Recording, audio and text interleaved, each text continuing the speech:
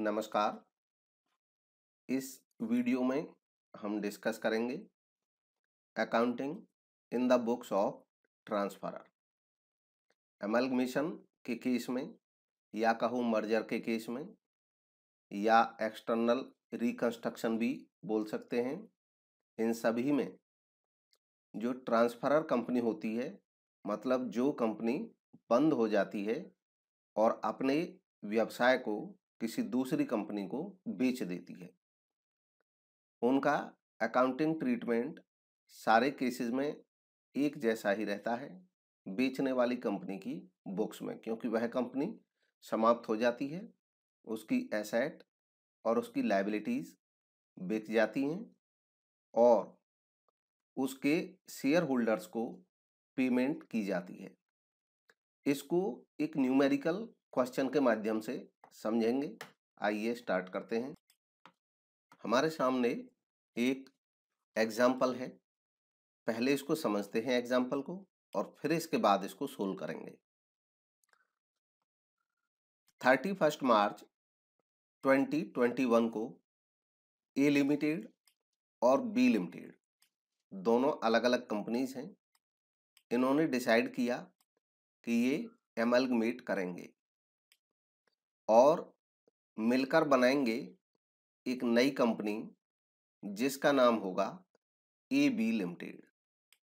तो ये दोनों कंपनी अपना बिजनेस बंद करेंगी और इनको कहा जाएगा ट्रांसफरर। ये दोनों कंपनी ट्रांसफर कर देंगी अपना बिजनेस, इनको कहेंगे ट्रांसफरर। ये दोनों ही ट्रांसफरर हैं। ए बी लिमिटेड जो नई कंपनी बनेगी, यह कंपनी इन दोनों की एसेट्स को प्राप्त करेगी और इस कंपनी को कहेंगे ट्रांसफरी कंपनी। खैर, अकाउंटिंग के केस में इस बात से मतलब नहीं होता है कि कोई केस एमलगमेशन का है या एक्विजिशन का है या एक्सटर्नल रिकंस्ट्रक्शन का है। यहाँ पे केवल हम ये देखते हैं कि जो कंपनी है वह सेलर है या बायर है, या जो ज़्यादा अच्छा वर्ड यूज होता है अकाउंटिंग में ES 14 के अकॉर्डिंग सभी कंपनीज को, चाहे वो एक्सटर्नल रिकंस्ट्रक्शन का केस हो, चाहे वो अमलगमेशन मर्जर के नेचर का हो और चाहे वो अमलगमेशन परचेज के नेचर का हो, सभी केसेस में जो कंपनी बंद हो जाती है उसको ट्रांसफरर कहेंगे और जो कंपनी स्टार्ट होती है बाद में उसको ट्रांसफरी कहेंगे। अभी हम ट्रांसफरर की बुक्स में एंट्रीज देखेंगे। न्यूमेरिकल है, बैलेंस शीट दी है 31 मार्च 2021 को। ये बैलेंस शीट के आइटम्स हैं। बैलेंस शीट का पहला पार्ट आपको पता होगा कि नए जो शेड्यूल है, नया फॉर्मेट है बैलेंस शीट का कंपनीज के केस में, उसमें दो पार्ट रहते हैं बैलेंस शीट के। केवल वर्टिकल फॉर्म में बैलेंस शीट रहती है कंपनीज की। पहला पार्ट इक्विटीज एंड लायबिलिटीज और दूसरा पार्ट जो होता है वो एसेट्स होता है। तो दोनों पार्ट को एक दफा स्टडी कर लेते हैं, कौन कौन से आइटम दिए हैं। इक्विटीज एंड लायबिलिटीज पार्ट में दो मेजर हेडिंग दी हैं। एक दी है शेयर होल्डर्स फंड और दूसरी दी है करंट लायबिलिटीज। गिवन क्वेश्चन में दो ही मेजर हेडिंग दी हैं, हालांकि इक्विटीज एंड लायबिलिटीज में कुल 4 मेजर हेडिंग होती हैं, जिनमें से 2 इक्विटी से रिलेटेड रहती हैं और 2 लायबिलिटी से। यह इक्विटी से रिलेटेड है शेयर होल्डर्स फंड। इसके अलावा एक और होती है share application money pending allotment. ऐसे ही लायबिलिटी से रिलेटेड भी 2 मेजर हेडिंग होती हैं, नॉन करंट लायबिलिटी और करंट लायबिलिटी। गिवन क्वेश्चन में केवल 2 ही मेजर हेडिंग हैं। अब इन दोनों मेजर हेडिंग के अंतर्गत, जैसे पहली जो मेजर हेडिंग है शेयर होल्डर्स फंड, इसमें सब हेडिंग दी है शेयर कैपिटल और दूसरी सब हेडिंग दी है reserves and surplus. Share capital में कंपनी की अंश पूंजी के बारे में जानकारी दी गई है। कंपनी के शेयर्स हैं, क्योंकि यहाँ पे दो कंपनीज की बैलेंस शीट दी हुई है, इसलिए दो कंपनी से रिलेटेड डेटा है। ए लिमिटेड के बारे में बताया गया है कि इनके 15,000 शेयर हैं और 10 रुपये का एक शेयर है, कुल मिलाकर के 1.5 लाख रुपए इनकी कैपिटल है। बी कंपनी के बारे में जानकारी है कि इसके 9,100 शेयर हैं, 10 रुपये का एक शेयर है और इस तरह कुल मिलाकर के 91,000 इनकी शेयर कैपिटल है। इसके बाद रिजर्व्स एंड सरप्लस में जानकारी दी है कि कंपनी के कुछ रिजर्व्स हैं और ए लिमिटेड के रिजर्व हैं 8,400 रुपये के, बी लिमिटेड के पास नहीं है। प्रॉफिट एंड लॉस अकाउंट जब रिजर्व्स एंड सरप्लस में दिया जाता है और पॉजिटिव बैलेंस दिखता है तो इसका मतलब ये प्रॉफिट है। तो ए कंपनी के पास प्रॉफिट अवेलेबल है 1,600 1,600 और बी कंपनी के पास अवेलेबल प्रॉफिट है 9,000 9,000। इसके बाद करंट लायबिलिटीज में देखेंगे। करंट लायबिलिटीज में क्रेडिटर्स एक ही आइटम दिया गया है और यह है 6,600 ए लिमिटेड के क्रेडिटर्स हैं और बी लिमिटेड के क्रेडिटर्स हैं 4,000। नेक्स्ट देखते हैं इसका टोटल। ए लिमिटेड की लायबिलिटीज पार्ट का टोटल है ये, इक्विटीज एंड लायबिलिटी पार्ट का, ये बी लिमिटेड का है।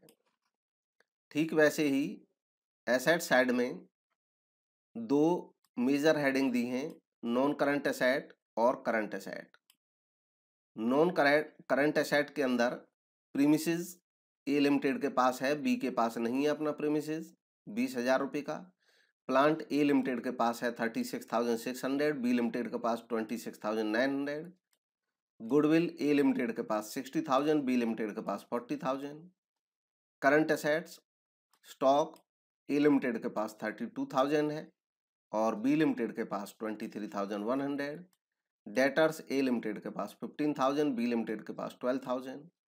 कैश ए लिमिटेड के पास 3,000 एंड बी लिमिटेड के पास 2,000।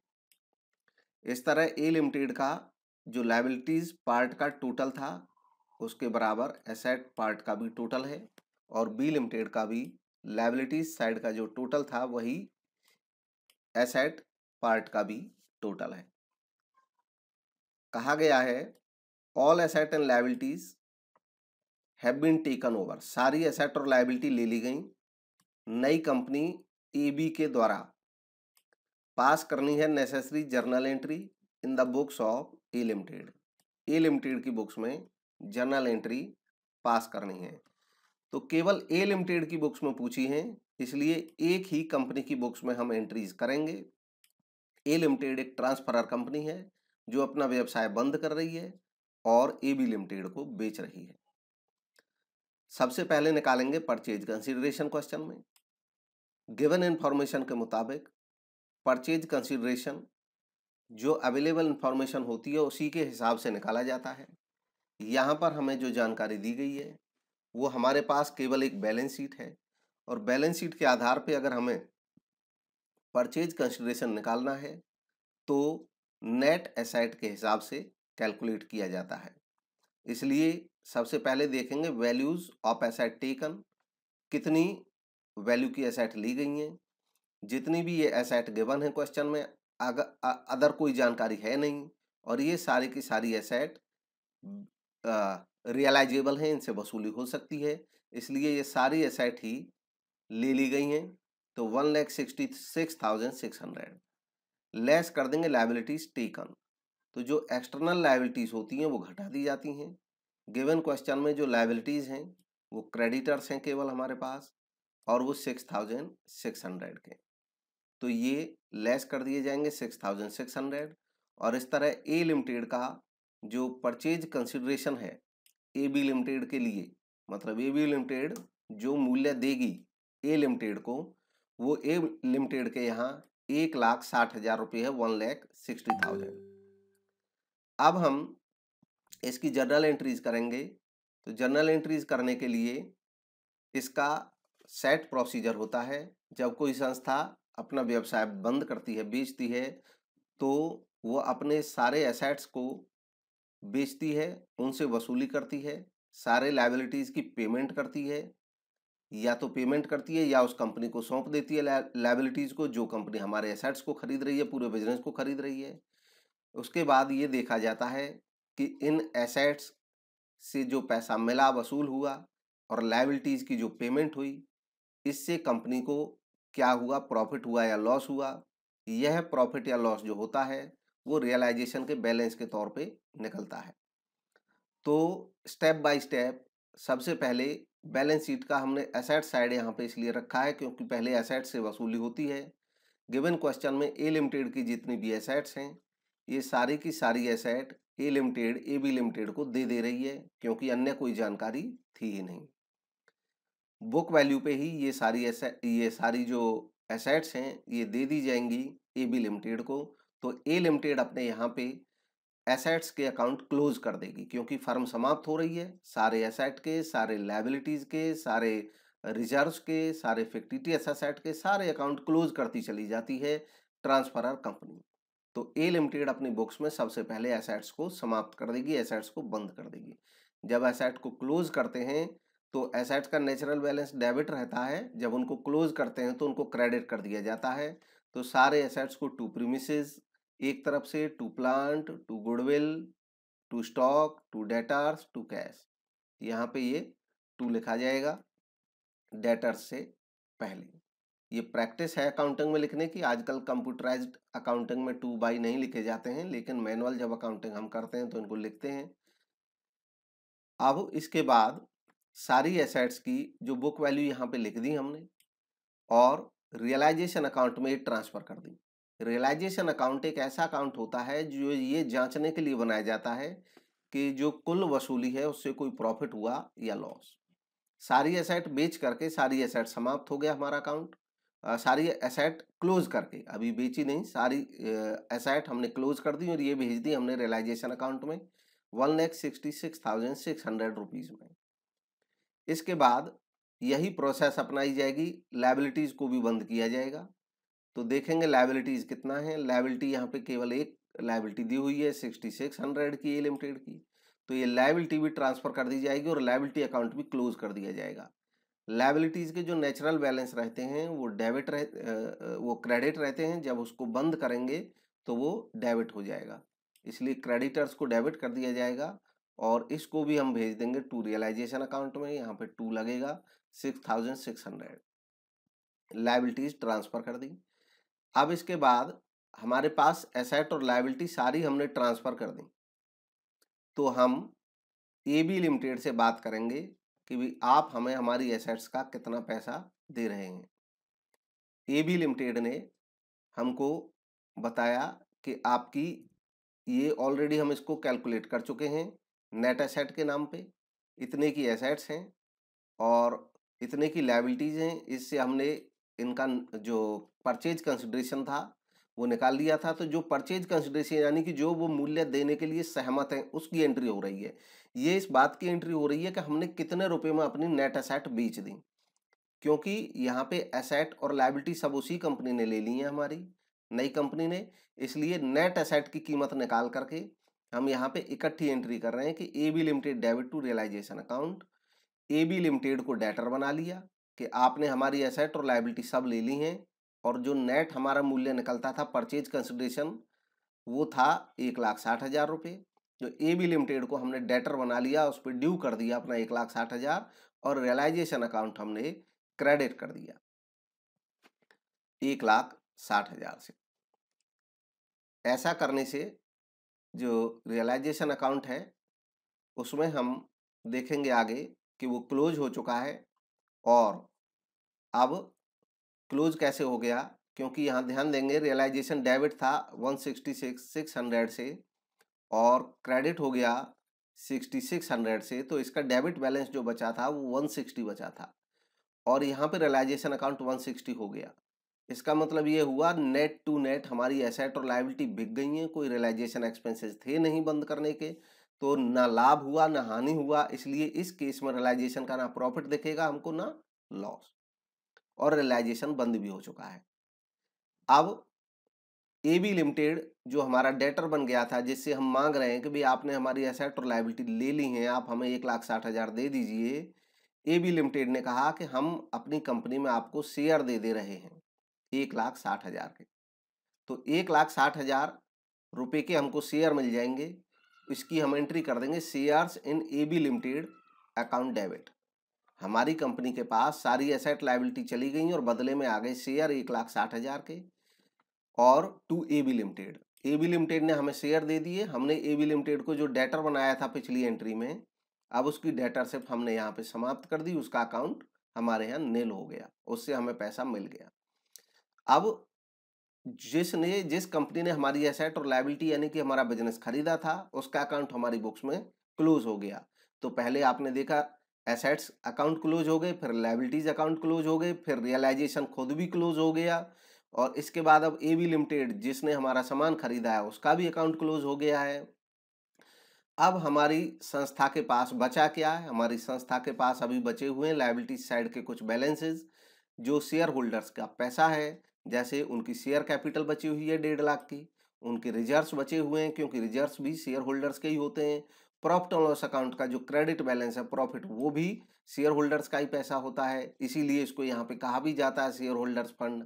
ये पूरा फंड शेयर होल्डर्स का होता है। तो ये पूरा फंड जो शेयर होल्डर्स का होता है, ये शेयर होल्डर्स को हम दे देंगे। जब इसको देंगे तो क्या करेंगे? इसको समाप्त करेंगे यहाँ से अपनी बुक्स में से। जैसे अभी तक बाकी अकाउंट क्लोज हुए वैसे ही अब इनको भी क्लोज कर देंगे। शेयर कैपिटल और रिजर्व्स और प्रॉफिट, इन सब के क्रेडिट बैलेंस रहते हैं जब तक ये हमारी बुक्स में दिखते हैं। अब इनको समाप्त करना है तो इनको डेबिट कर देंगे, share capital debit, reserve debit, profit and loss account debit. ऐसा करने से ये तीनों अकाउंट क्लोज हो गए और इनका जो टोटल अमाउंट बनता है 1,60,000, वो हम कहेंगे कि भाई शेयर होल्डर्स, अपनी जो हमारी कंपनी के शेयर होल्डर हैं, उनको कहेंगे कि ये आपकी अमानत थी हमारे पास, आप वापस ले जाइए। इस तरीके से 1,60,000 हमारे शेयर होल्डर्स का जो पैसा था, अब वो हमें पे करना है। तो अब सारी चीजें जो क्लोज होती गई हैं, तो अल्टीमेटली हमारी कंपनी के पास बचा क्या? हमारी कंपनी के पास शेयर होल्डर्स का क्रेडिट बैलेंस बचा हुआ है, यानी कि हमारे क्रेडिटर की तरह हो गए हैं अब सारी चीजें इनको देने के बाद। तो इनको अब हम एक्चुअल में जो पे करेंगे वो क्या पे करना है, उसको शेयर होल्डर्स अकाउंट जो क्रेडिट खुल गया था अभी हमारी बुक्स में, उसको अब हम शेयर होल्डर्स को डेबिट करेंगे और इसको भी क्लोज कर देंगे और शेयर होल्डर्स का भी अकाउंट हमारे यहाँ से समाप्त हो जाएगा। और बदले में इनको देंगे क्या? तो आपको याद होगा कि नई ए बी लिमिटेड जो बनी थी, उसने हमें 1,60,000 के शेयर दिए थे। वही शेयर हम अपने शेयर होल्डर्स को दे देंगे, to shares in A B limited. और इस तरीके से ए लिमिटेड की जो बुक्स हैं वो फाइनली क्लोज हो जाएंगी। ये था अकाउंटिंग ट्रीटमेंट ए लिमिटेड की बुक्स में। आप ठीक इसी तरीके से बी लिमिटेड की बुक्स में भी अपने आप इस प्रैक्टिस को करके देखेंगे। आपके सामने मौजूद था क्वेश्चन भी और ये तरीका भी। Thank you.